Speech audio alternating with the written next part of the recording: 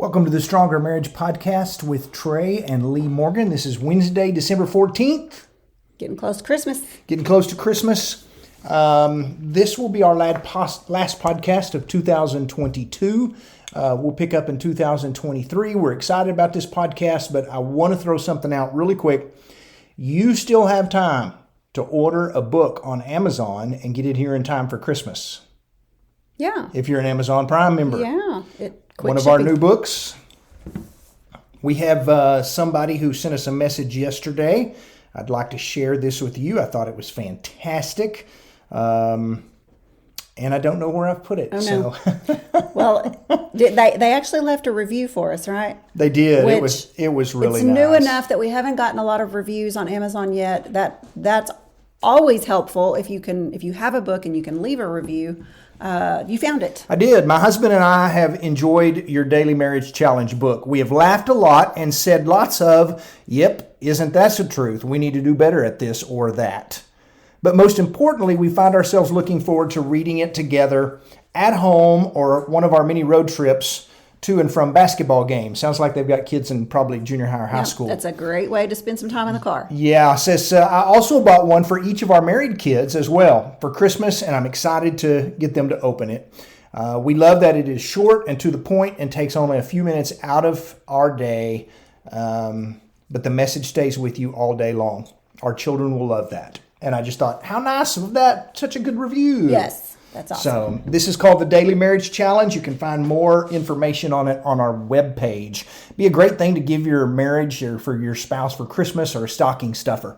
So as we close out 2022, we're talking about ways to initiate sex. Are you comfortable with this? We always have people ask us, we do. talk about it all the time, but then we have people say, but how do I do that? Yeah, we get this all the time. A lot of times, I don't want to pick on the ladies. Ladies seem to go, give me some ways to do this. Sometimes the higher sex drive spouse, which oftentimes is the husband in the marriage, is kind of saying, I wish my spouse would initiate more often, makes them feel more desired. But sometimes it's the husband. And sometimes I've struggled with this. I'm the higher sex drive spouse. Sometimes I've kind of sat back at times and not done very good at this because I've just thought you should know that I'm ready and waiting on you. And that's not good because I should also be the one to help initiate and let you know. Yes. Don't put all the pressure on one person in the marriage. It should be equal. Yeah. Both of you should be initiating. Why do you think some people are uncomfortable with initiating? Well, there's always the fear of rejection. Anytime you're asking for something, basically, that's what you're doing. There's always the fear that your spouse is going to say, nah, this is not a good time. I'm not in the mood. I'm tired, whatever it is. Yeah. But you have to realize that don't take that personally. There are going to be times when it probably isn't a good time or when they are legitimately tired or, whatever. Don't take that personally. Yeah. And if you are the person that says no, instead of no, try later. Yes. Or rain check. Lee said that one time to me, and I thought, well, that makes me feel good. I didn't get turned down. I was just told that right now is not a good time. Rain check on that deal. Yes. I thought that was great. Because if someone is initiating and the answer is always no, then that is pretty deflating. That really is deflating. And that's when that spouse will probably lose interest. Snowballs into a lot of other problems. A lot of other problems. And what you'll find is if one spouse is doing all the initiating, they're going to feel like they're begging, and no spouse wants to feel like they're not being desired. When you tell your spouse no all the time, you basically are saying, I'm not interested in you. And that's hard. That's hard on self-esteem. That's hard on your marriage. So don't do that. Yes. So equal initiation. An equal initiation. So we got a whole bunch. Let's work through some ideas on how a spouse can initiate, and these are for husbands and for wives. Right. So, most of the time we try to just drop little subtle hints. Sometimes just the best way to initiate is just be pretty direct. Yeah, Yeah. and that's a good way. Just be direct. Simply ask, hey, I'm thinking today would be a really good day for us to go to bed early. If you can't get the idea of what that means, there's something not working between your ears when, hey, let's get to bed early tonight. Or maybe we could go to bed and snuggle. Whatever you say, just the direct approach of saying that gets your partner going, okay, I know what they're thinking. And being direct with that is a good thing. And your partner may appreciate you taking the lead and just saying, hey, I would love tonight to be a night. Maybe we go to bed early and spend some time snuggling under the covers. Yeah. Yeah. Just a thought, but just direct, just say it. There is nothing wrong with being direct. No, I kind of like being direct because you can't mess things up in a sense of if you're dropping hints, if you're trying to get your spouse to go, well, she should know I flirted with her, or he should know I flirted with him a little bit earlier. They may not have caught that at all. Right. They may have just thought you were being flirty. flirty. Yeah. So sometimes saying what you mean makes a huge difference. Yes. So another way is to put it in writing, so to speak. We love to use our phones to flirt and to, we're just constantly on our phones with each other throughout the day, sending each other memes or, just something that we saw that makes us think of each other. But the phone is also a great way to initiate sex. Yeah. And it doesn't have to be tacky, but you could do something, if you're the wife, you could put something lacy on your bed, take a picture of it and say, I plan on wearing this tonight. And I'm pretty sure your husband is going to get the meaning of that. Yeah. And he will probably come home early and may come home in a good mood. Yes. But yes, just simple things like that. What a great idea. I remember once where Lee sent a text message to me. She was having lunch with a bunch of her friends, and I think we had been flirting earlier in the day, and she said something about, hey, I'm having lunch, but maybe you can have me for dessert later. I knew exactly what that meant. It was like, yeah, that's the best text message ever. So yeah, just a flirty text message, something like that. Use your phone to flirt with your spouse or to initiate sex. Yes. Great way to do it. Number 3, offer a morning sex invitation. So I find this kind of interesting. Mm-hmm. Here's a thought process. There are couples who, and I don't know, I may be wrong on this, but I have a friend that I talk to pretty regularly, and he said they're morning time people. That is when they are sexually involved with one another. There are other couples who it's a nighttime thing. And so it doesn't have to be a morning sex invitation. If you're a morning sex invitation, maybe you need to try something different and offer something at nighttime. But offer a morning sex invitation. Usually for men, testosterone levels are much higher in the mornings, and they dip really low at night times. And so sexual desire is usually higher in the morning than it is any other time of the day. And so a coupon, hey, let's in the morning, let me know when you get up. I'd love to come back to bed with you. Great ways to initiate sex. Yeah. And if you're a man who has low testosterone, maybe middle age, maybe struggles sometimes with everything in your sex life, morning times are a great time. Yeah. If you're a morning person, but you're married to a non-morning person, That'd be you. You probably need to discuss this the day before, and so that there can be some preparations made there.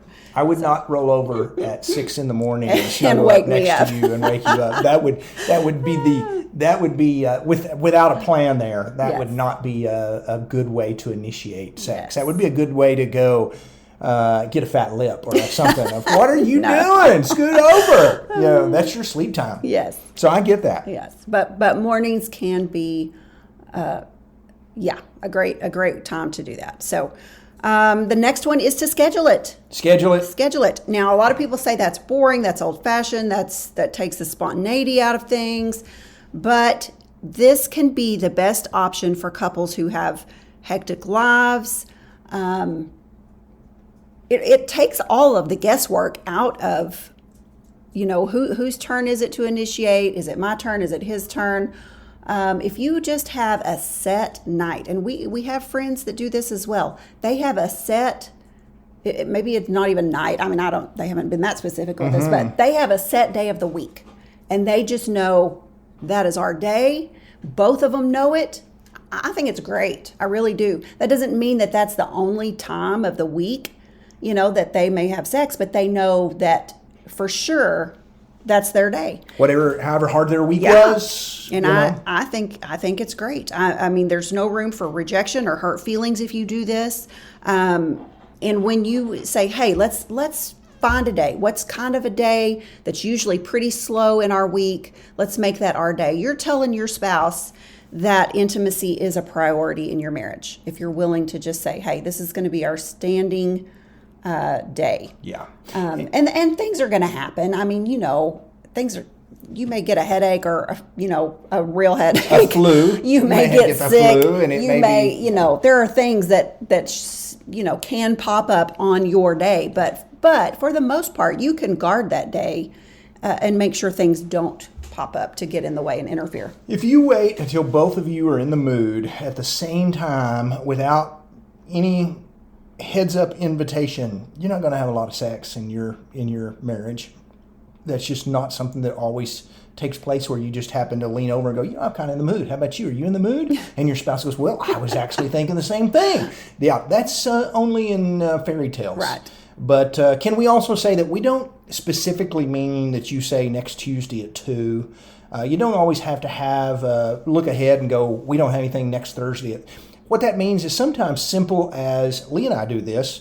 Sometimes when it's been a little while and we kind of look at each other and go, one of us says, hey, it's been a few days. I would really love for us to make some time for one another, which we know what that means. And tomorrow night would be a good night. We don't have anything on the schedule. And so it's there. It's just kind of like I've just scheduled it in my head.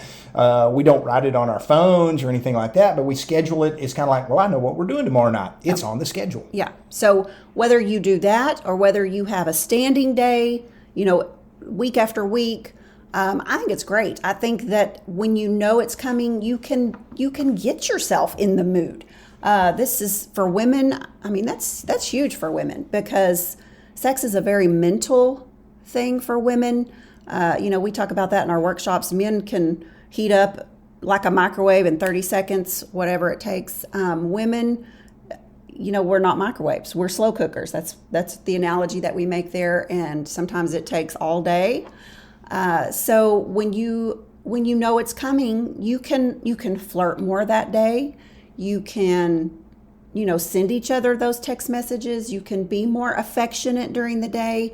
You can do a lot of things to get yourself in the mood all day long. So I think it's great. I think scheduling it is great.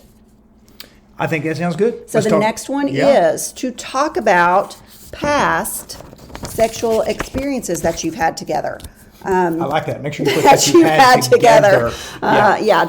You could ruin the mood real quick if you just that just simply means we do this sometimes. We'll talk about, you remember that trip or you remember that time, and we'll talk about a sexual experience or something that worked really well at that time, or a new position, a new something, to where we go, oh yeah, that was good stuff, and that's always a good thing. I mean, that always kind of gets us thinking, we need to do that again. Yeah. And so that's a great way. You start talking about things and thinking about things, and you can say, hey, when do you think we might be able to do that again? So that's good. The next one is to develop code words. Ooh, I like this one. You talked about that a minute ago when you said, a lot of times we say, do you think we can go to bed early? That's one of the things that we say every once in a while. A lot of couples have a phrase or a word that they use that, their partner just knows, I know what they're talking about. The wife may say, shaved my legs this morning. There you go. You've said that before. I shaved my legs. I know what that means. Right. So it's just like a visual cue. Having that code word is something that you can use to communicate that you're in the mood. Yeah. So I would love to know. I think it'd be fun. Maybe that needs to be something we post on social media What that says, are- what are your code words? yes, what are your code What are your words? code words? And this is had great some. when you have children around, small children. Now, your teenagers are probably going to be smart enough to figure out what you're talking about, but your small children, if you don't really want them to know what you're talking about, you can use those code words. I think I'm just thinking back of a few times we've used some code words. I think there have been times in the past at Christmas we've said, Mom and Dad are going to go wrap some presents. Do not bother us. Now, were we wrapping presents? But something along those lines. Yes. But that was fun. Develop some code words. That's a healthy thing to do. Have fun with it. Yes. Be specific about what you want. Yeah. If you're thinking quickie, position, something, it's always good if you let your spouse know so they'll know what you're expecting. And sometimes we're talking quickies. We'll talk about it for a second. Sometimes those are fantastic. I don't know that you should build your entire marriage and sex life in your marriage of connecting with your spouse around quickies. But there are times when you have small children that you're blessed when you can get one of those. Mm-hmm. And so, yeah. But be specific with what you want. We've said this on social media before, in our workshops before. Couples who talk about sex together have better sex lives because there's no, well, I was really hoping this would happen, but you didn't say anything, or I really was hoping we could try, but you didn't say anything. Talk about it. Yeah. That's so healthy. It kind of just goes back to that where right at the very beginning when we said just be direct. Don't beat around the bush.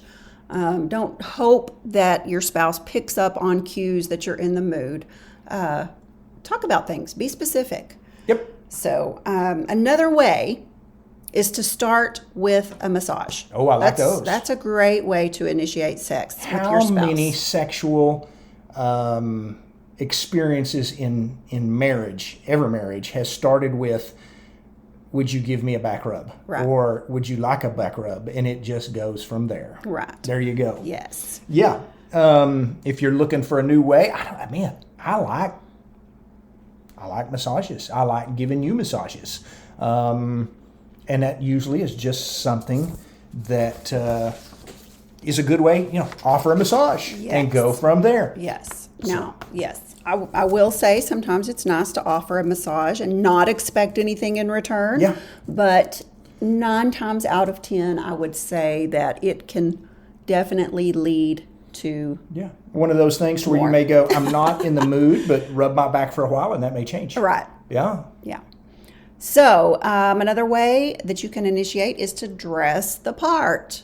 If you're going out for a date night, wear something that your spouse might find super sexy.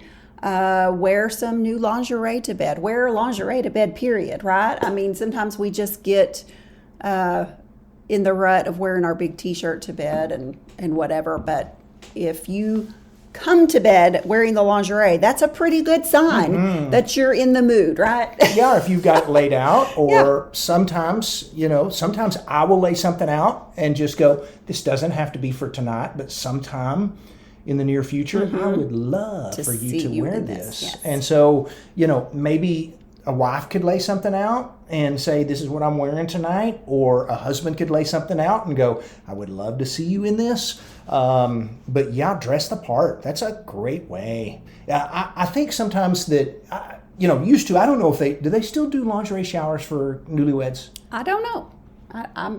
It's one of those things that I kind of laugh and I'm going, do they really need a lingerie shower? I don't know. Now what would be better if you had those at anniversaries of 10 and 20 or whatever it is.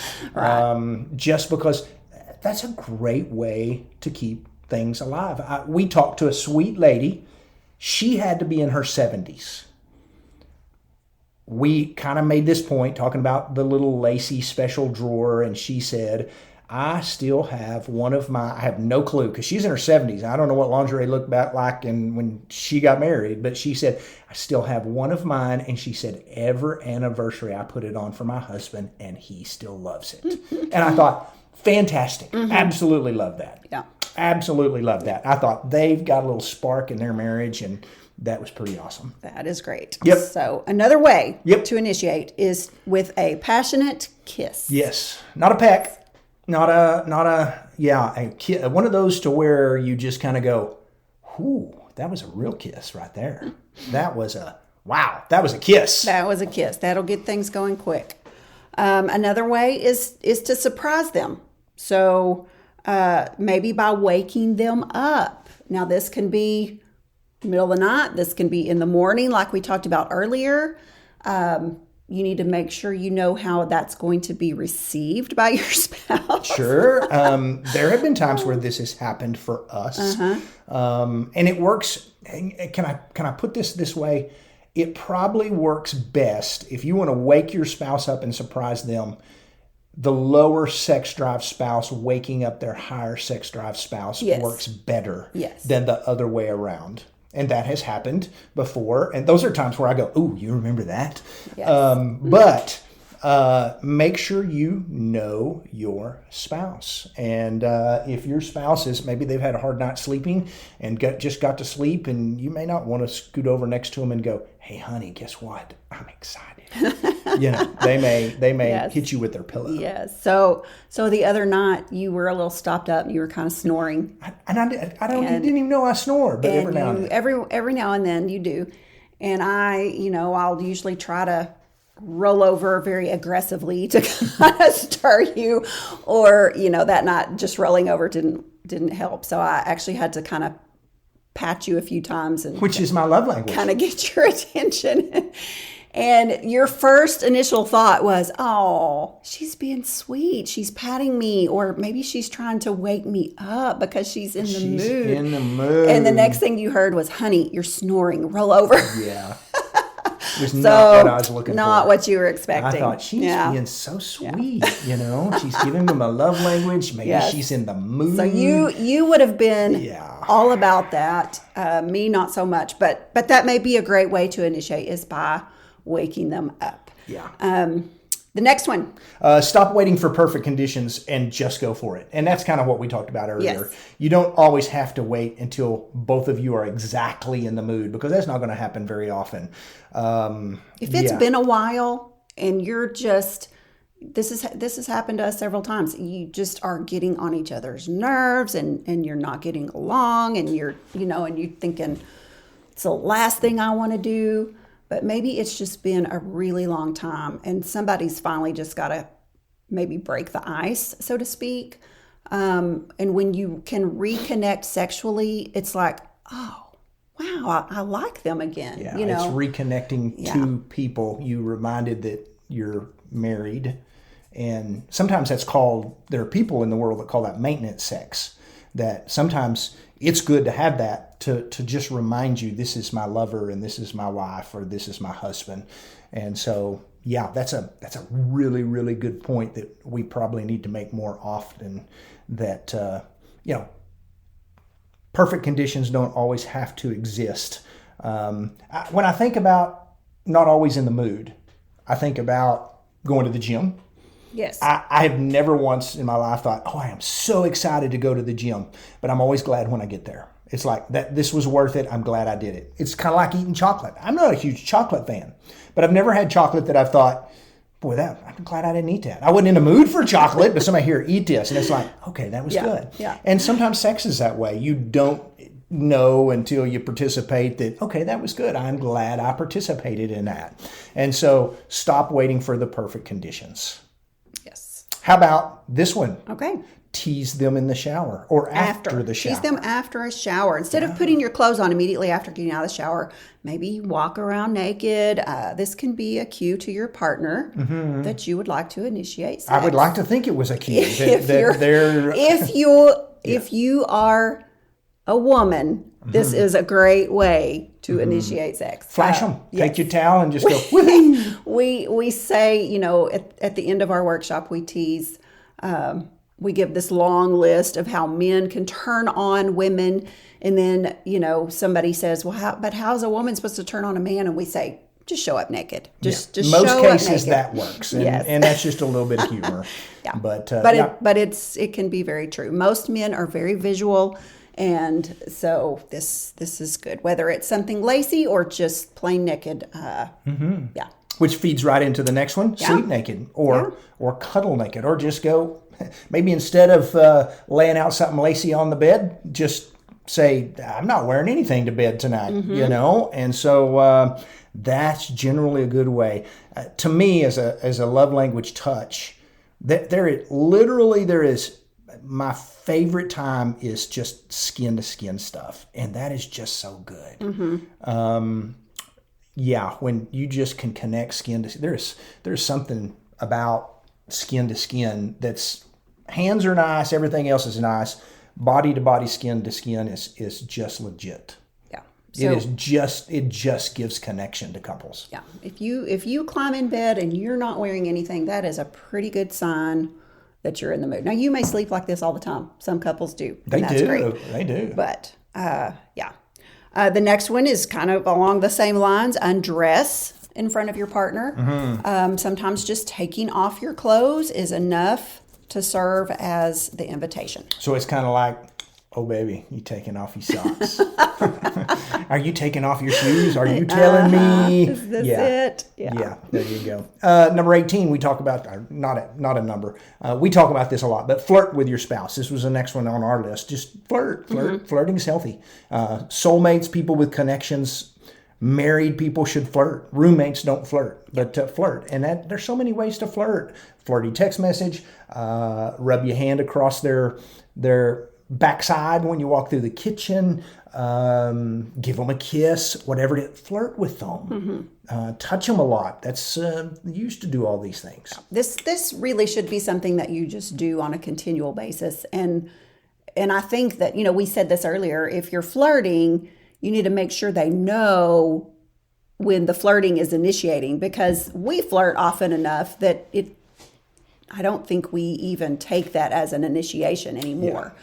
So, if you don't flirt very often, then your partner might pick up on this as an initiation. Exactly but if you flirt all the time, then your flirting needs to be pretty direct as to the fact that you're initiating. So. And wives, can I throw this out there? Your husbands love when you flirt with them. Absolutely love it. They never get tired of it. It doesn't get old.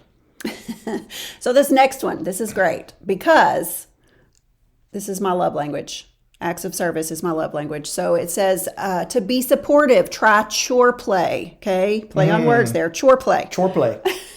So that simply means, and this may be a point for the men, and sometimes men forget, I want to woo my wife in the bedroom. But if you really, really want it to work well, woo her or support her or serve her outside the bedroom. Do it first in the other rooms in the house, the kitchen, the living room, the garage. When she's got a chore that she's got to do it for her. Fold the laundry. Be the one that volunteers. Maybe it's her night to cook and you volunteer, let me cover your night to cook. And so these are all, some people like to call it chore play.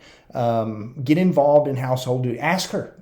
Ask, what's something around here I can help you do? And you may be the husband that does everything around the house. So, but you get the idea here that I promise you, my wife loves it when I say, hey, baby, let me wash dishes tonight, or let me load the dishwasher, or whatever it is. Let me cook. And so, be supportive of your spouse. Yeah. If your spouse, if your spouse is up working around the house, ask them what you can do to help. If they're up, for 2 hours, cooking supper, cleaning up the dishes, helping kids with homework, and you're sitting in your recliner that whole time, when you get ready to go to bed, things probably are not going to go well for you if you're initiating then. I like to always say in our workshops, if you're waiting until you're about to go to bed to start sowing some seeds of love, if you get the idea here, you've waited way too long. You should have started that earlier in the day. Don't wait until bedtime to sow the seeds of love. Start in the kitchen earlier. Start with a sweet text earlier in the day. Don't wait until bedtime to go, I think I'm going to try to see if, that might work. But the thing is, the point we're trying to make is be supportive the other hours of the day. Yes. The next one. This is interesting. Make a list of things you'd like to try. Together. Make this list together. So it suggests that during your next date night, make a list of things you'd like to try with your partner in the bedroom or the kitchen or wherever you like to do things. We're in our 50s. We like the bedroom better now. We do like the It's bedroom. more comfortable. It's the best. Just going to throw that out there. That, Yeah. Once you get old enough, you know what works and what's fun, and yeah. That's just kind of one of those code words. Bedroom means, Exactly. So when you'd like to initiate sex, if you've got this list, if you've gone out on a date and you've talked about these things, then you can say, hey, remember that list we made? Which one of those can we try? Yeah. Or maybe you take turns. Yeah. This night I'd like to try this, and next time you can pick something that you would like to try. Yes. I think that's healthy. You don't always have to do the same thing the same way every time. God created sex to have fun. He's not ashamed of it. He's not embarrassed by it. You can be a good Christian person and also be very sexual. It was created for marriage. Enjoy it. It doesn't mean you have to turn out the lights and hide under the covers and do things one way. Enjoy your body and your spouse's body. Yes. There was the sermon. Okay. Next one is to speak your partner's love language. I kind of brought that up a couple of points ago on Chore Play when I mentioned that acts of service is my love language. Whatever your spouse's love language is, learn to speak that. And if you don't know, you should be Googling the love language test. Yeah. If your spouse's love language is touch, that's a great way to initiate sex with them. Touch them. A massage, those kinds of things that we mentioned earlier. Sit in their, don't sit in their lap if I'm not going to come sit in your lap, although touch it, because I would break your legs.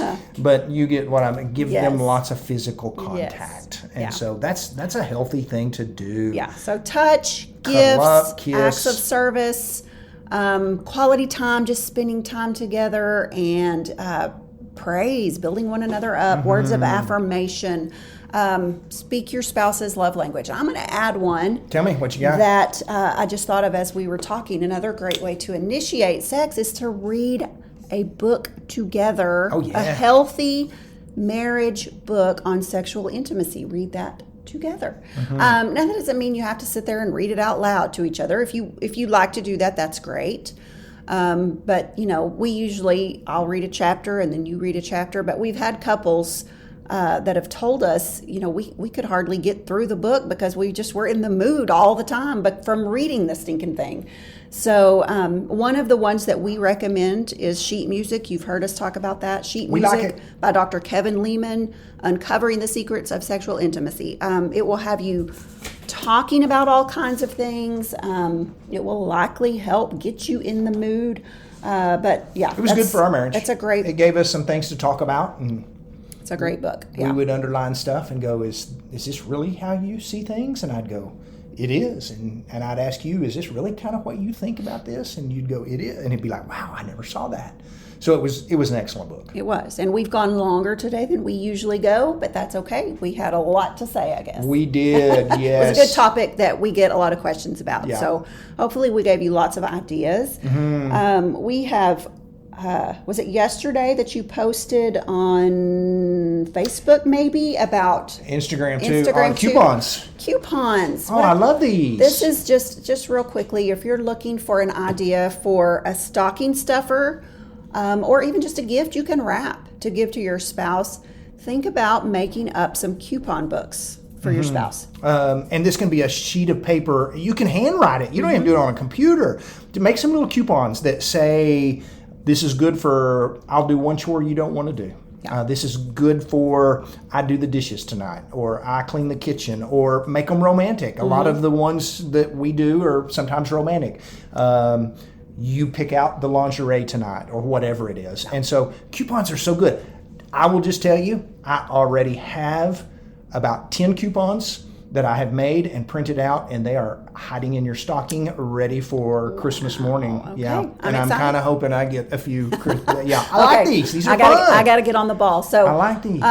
Look at our last post or two back if you want some ideas, or Google coupon ideas. Yeah, that's actually what I did. I did married coupon ideas and pulled a bunch up on the photos that people had made. And then I typed in romantic coupon ideas, and I got some ideas. And there were some on there I was going, I wish I had this coupon. Right. I wish she'd give me one of these, because there was some good stuff on there. So anyway, those are free. Yeah, Free. free gift. They bless your marriage. Yeah. There you go. Y'all have a Merry Christmas. Happy New Year. We'll be back right after the first of the year. Yeah. See you then. Bye-bye.